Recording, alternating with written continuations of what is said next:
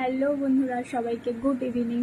আর অনেকদিন পর একটা ভিডিও নিয়ে চলে এসেছি। আর সবার কাছে আগে থেকেই সরি চেয়ে নিচ্ছি, কারণ ভিডিও আপলোড করতে অনেক লেট হয়ে যাচ্ছে, বুঝতে পারছি। তো এখন প্রচুর কাজের প্রেশার রয়েছে, এই জন্য ঠিকঠাক আপলোড করতে পারছি না ভিডিও।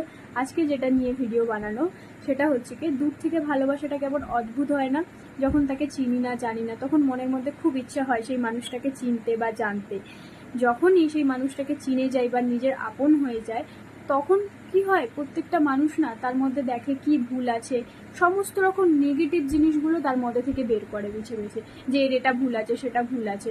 ঠিক আছে, বেশিরভাগ মানুষই এরকম করে।